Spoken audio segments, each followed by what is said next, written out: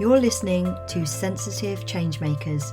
This podcast is created for highly sensitive leaders and is designed to support you to embrace your strengths and gifts so you can feel more confident in your own mind and body and live a life with intention, purpose, and more importantly, joy.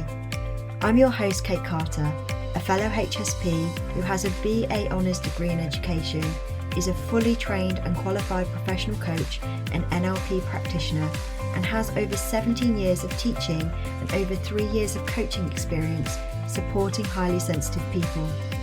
I believe that you can do anything you want to in this life, but that sometimes the path forward becomes muddy with self-doubt and fear of failure.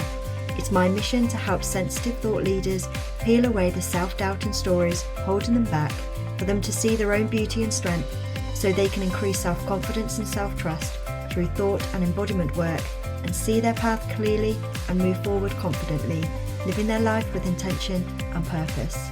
I would love for you to come and join us. Hello and welcome to Sensitive Changemakers.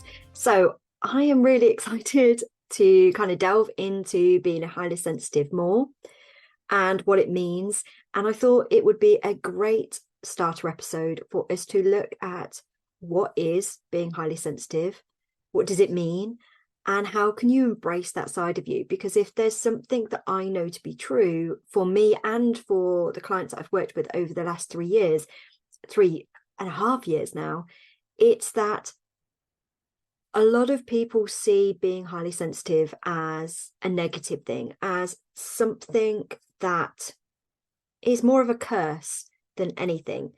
They come to me feeling like they're fed up of the way they're thinking, the way that they feel too much.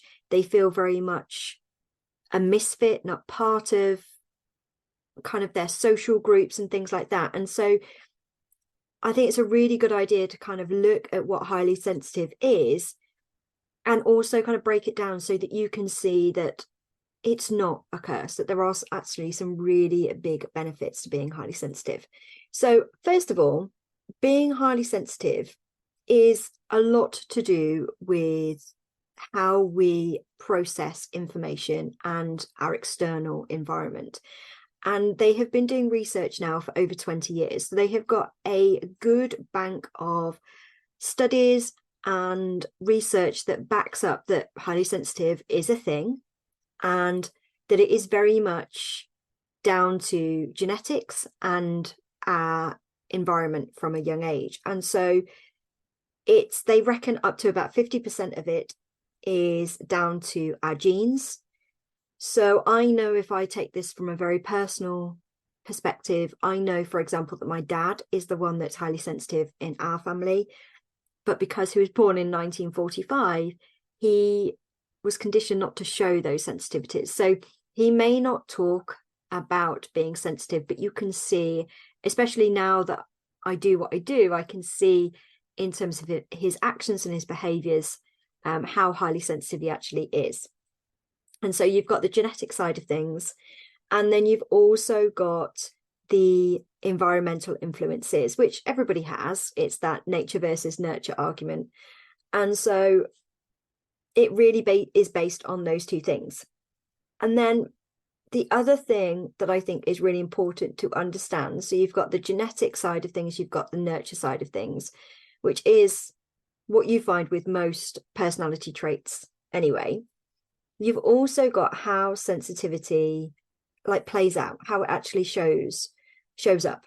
And so the first part is all about our senses for highly sensitive people. So it's our perception of sound, taste, smell, touch, and how we feel those things in so much more deeply than possibly other people.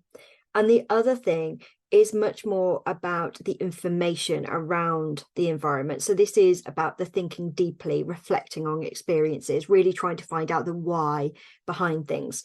So you've got the very kind of more physical side of things, the actual, if you get irritated by labels, for example, if you're sensitive to the heat or the cold, that's that very physical sensitivity. And then you've got the cognitive sensitivity, which is all about your processing, you're deep thinking, you're wanting to find out why, the mental rabbit holes that you might find yourself going down. So you've got those two sides of you. And the other thing that research has shown is that highly sensitive people, it isn't all negative. It's not like they feel things deeply negatively. They also feel things deeply positively, which is why sometimes you might find that you get so touched by just the smallest thing. So, for example, to give this context, I'm smiling because I'm hoping you'll find out why, or you'll see why. So I remember when I was dating my husband, we are talking, crikey, I want to say about 2003. We've been dating since 2000. And I think it was about 2003, 2004. I was working at my local spa shop, and I'd gone to work and it was quite warm. And I'd worked the day away in, and Damon came to meet me from work, and the temperature had dropped, and he bought me a coat. And I will always remember that because it's one of the smallest things, and it really touched me deeply, because I was like, how wonderful that he's thought about that in so much detail. I also get really excited. If you know me on a personal level, you know that I love views. I love going for walks in nature, and I will always be taking pictures of water, the sun, if there's any lovely trees. Like, I get lit up by just the smallest thing. And so I really want to highlight that we feel deeply, and we really do process things deeply, but it's not just on a negative side. Yes, we can feel things much more deeply in terms of a violent movie. We would normally avoid those things because we can take those on. I know I always speak to my husband about this. He loves film and he loves TV, and I'm very much like, I can't watch that because I can't always stop thinking about it when you've turned it off. Like, it affects me more deeply than it does you. You can appreciate it for a piece of artwork. I think about it and it just affects me on a deeper level. But on the flip side of that, he will look at a sun, the sun shining, or look at a tree and just see a tree, whereas I see so much beauty. And so that is the kind of highly sensitive package, if you like. You've got that real deep sense of feeling and processing on either side of the scale. And the other thing that I think is really important to talk about here is it's not you have a sensitivity or you don't. It's more of a scale. And so the researchers, and I'm not quite sure whether I necessarily agree with this, but this is what the researchers have come up with. So generally, 30% of the population are under what we would consider highly sensitive. 40% is around the medium, and then 30% is the low. And they've assigned flowers to each of these like sections. And so if you're highly sensitive, up on that top 30%, you are considered an orchid. So orchids, they require a lot of care, but they are absolutely stunning when they flourish. And I would argue, I've got a friend who, she would argue that actually orchids, if you leave them alone and make sure that they have the right environment around them, are really kind of hardy. She's managed to bring quite a few orchids back to life. So I kind of like that metaphor, or simile, should I say. And then you've got on the flip side of the scale, so people who are low sensitivity, so that 30% on the other side of the scale, are referred to as dandelions. And that's because they grow anywhere, they're very robust, they're very hardy, and so that's a dandelion. Again, I'm not sure whether I like that analogy, but it's there. And then you've got the middle band, which are medium sensitive, so they might have sensitivities on some kind of aspects but not on others, and they are called tulips. And that is because they're not quite as delicate as orchids, but they aren't as hardy as dandelions. And so they fall into that middle. So whether you agree with that or not, I would love to hear your take on that as to whether you agree with those analogies with flowers. But it's the point that they're trying to make is that it's not something you have or you don't have, it's a scale. And so you might fall on the higher end of that scale or on the lower end of that scale, but everybody kind of falls into there somewhere. And I've touched on this before, but men and women are sensitive. It seems to, in my immediate family, seems to hit more men than it does women.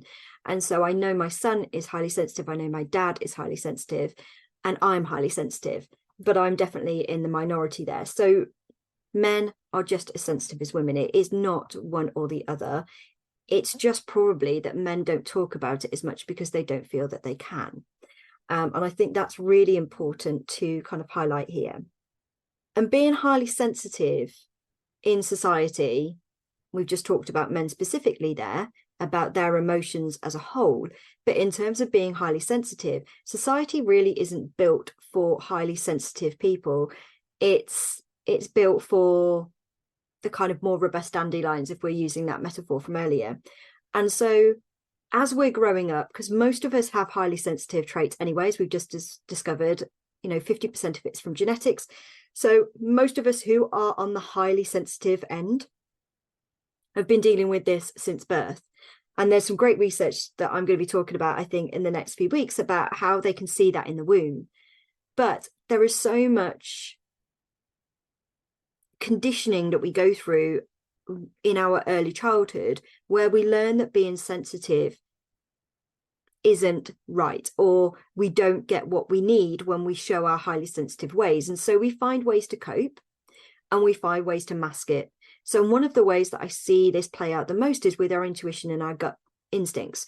And so for most highly sensitive people, we have a real strong intuition when something doesn't feel right or when something's out of alignment. But from a young age, that we kind of unlearn that, because unless you grow up in a very kind of forward thinking and, as my husband would call it, hippie environment where that kind of is embraced, if you're not in that kind of environment, then you can understand that you may get not listened to, you may get ignored if you're talking about these more intuitive side of yourself. And so we learn to mask it, we learn to play it down, we learn to kind of just push it away. And one of the things that I love trying to uncover, and it's one of the things after I recovered from my panic disorder and my panic attacks, was I was left with this discourse between my body and my brain. It hadn't been working together for so long. My nervous system had been dysregulated for so long that I wasn't really in alignment with myself. And so uncovering the power of that intuition and really digging back into what it feels like when you start listening to your gut. And this podcast and the changes around this podcast are a perfect example of how I am now so much more willing to lean into that alignment, into that intuition, into that gut instinct that I wasn't before, because I would have just looked at things very logically and gone, no, that's this, that goes over here, everything is compartmentalized, everything's got its place, this is how things work. And that's how I coached for a long time, because emotionally things were so intense. I pushed emotion away. So I pushed intuition. Emotional responses were scary. I didn't know how to cope with them. And so I just pushed them away. And so after recovering from the anxiety, learning how to embrace that side of myself again. And I do wonder if that resonates with you as well as the listener. I would really love to hear your take on it. Is it one of those things that you're not sure how to embrace anymore, that intuitive side of yourself, because you've spent so long trying to push it away and those emotions away? So I would really love to hear your take on that. But the big thing that I really want to kind of for you to take away from today's episode, if I can get my words out, is the importance of being highly sensitive and the strengths and gifts around being highly sensitive. And I remember when somebody first told me, what are your gifts in being highly sensitive? I completely blanked, because at that point, all I saw were negatives. I think too much, I think too deeply, I can't stop thinking, I feel too much, I cry too easily, I'm too emotional. All of these things, I couldn't see any superpower, any kind of gift. I was like, I don't even know what you're talking about. But there are so many gifts with being highly sensitive. And I have created a startup guide to being highly sensitive, which I'm going to link in the show notes. And this is some information based on my experience, my client's experience, and also the research out there as to what it is to be highly sensitive. So there's some statements that I resonate with and my clients resonate with.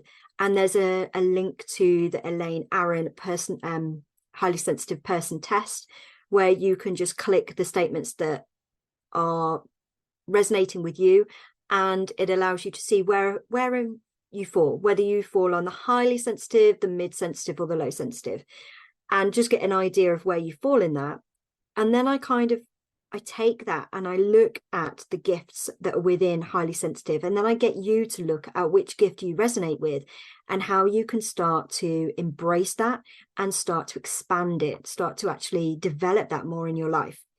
And so if you want a copy of that, it's in the show notes. But some of the gifts in terms of being highly sensitive, deep friendships, deep relationships, we are not for the surface level conversations, are we? We are not very good at small talk. You may find that if you're in social events, you may be either trying to fit in and do that, oh yeah, hi, how are you? Yeah, the weather, which I find myself doing on a regular basis. Or you might find yourself as like an observer. You're just watching people. You may sort of put your opinion forward every so often, but you're much more of an observer. But when you do click with somebody, you can talk about the deepest things or the deepest subjects incredibly quickly, and time just goes. And that's because you do have that sense of deep, meaningful conversations. And when you do find somebody you click with, when you do find somebody you resonate with, that friendship is deep and meaningful. And so that is why I truly believe that people who are highly sensitive make amazing therapists and amazing service providers, because they have that ability to develop those meaningful, deep conversations and deep friendships.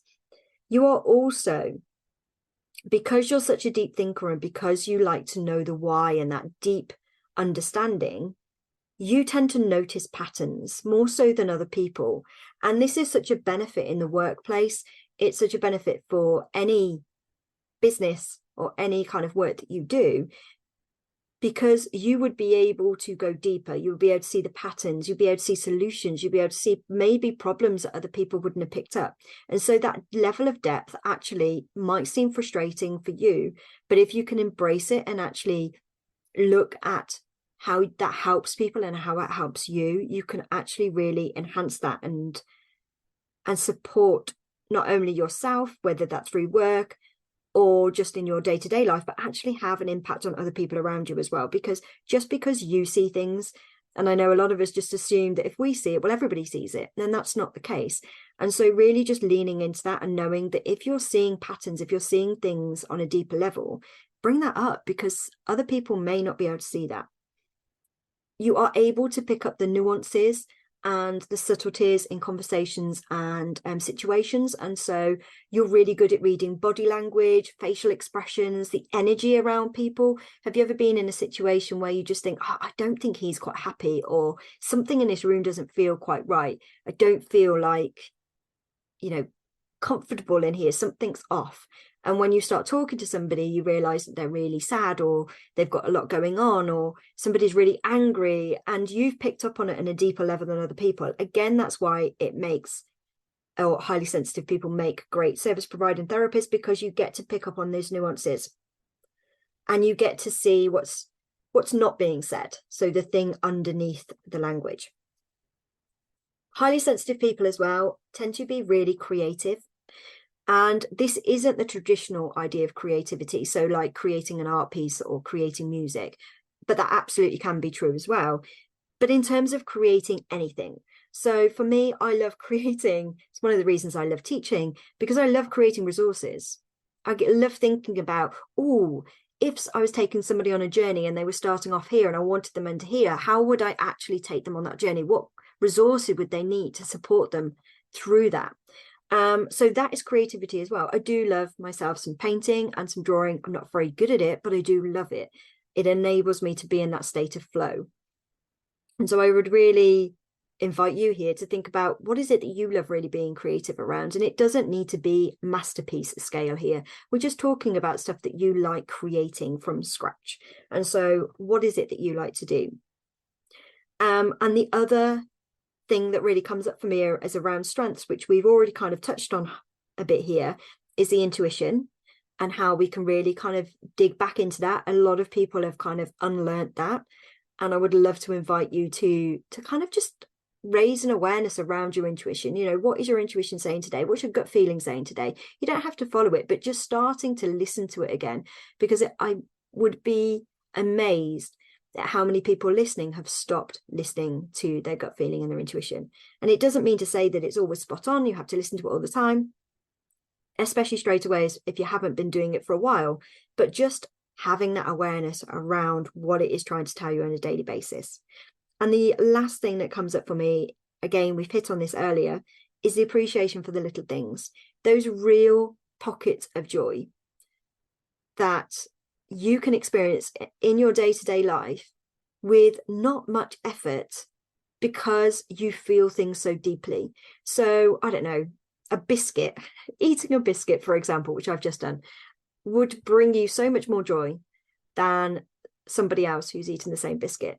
You going out for a walk and seeing a beautiful flower that's bloomed lights you up so much more than other people. So how can you embrace that more? And again, I know that when I was growing up, I used to get so excited about views. I still get excited about views. And my mum would sort of laugh at me, not in a horrible way, but in a, oh, okay, what are you doing now? Because I absolutely love them. And I would stop and go, oh my God, stop. That's an amazing view. Look at that view. And I would get so excited about it because it lit me up, just seeing that bit of beauty. And so again, invitation here to see what lights you up and to embrace the fact that you don't actually need that much to find those little pockets of joy in a day, because you're so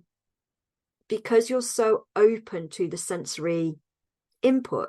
You can actually appreciate things on a deeper level much easier than others. And I think that is a real strength, a real superpower. And so if you would like to find out more about whether you're highly sensitive and what the gifts are and how they could work for you, then please do download the Startup Guide to Being Highly Sensitive. And as I said, the link is already in there for the Elaine Aron test, which is to give you a better idea of where you are on the scale of being highly sensitive. But I would love to hear your feedback as to your experiences of being highly sensitive, what you found to be your strengths, and how you're embracing those in your life. And if you're not quite there yet, that's okay. That's absolutely fine. I would love to hear from you, and you can tell me about what you've discovered so far about being highly sensitive. So please do reach out. I'm on Instagram, Facebook, and LinkedIn, all at Kate Carter Coaching. And you can email me as well at kate@katecarter.co.uk. And I'll put all those in the show notes, but it would be lovely to hear from you. I'll be back next week with another episode where we look at another aspect of being highly sensitive and what that means for us. And I will always endeavour to bring in some research and some ideas and some tangible actions that you can take as a result. Okay, I'll be back next week. See you soon. Bye. Thank you so much for listening to this week's episode.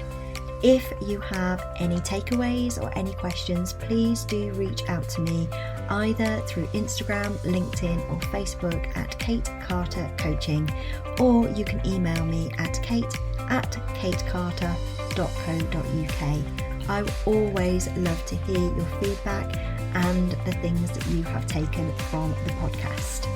If you know of any other highly sensitive people, then please do share this so that I can reach more and support more highly sensitive people to embrace their strengths and gifts. As a thank you, I will pick a winner every month for a free 50-minute coaching session with me. Thank you so much.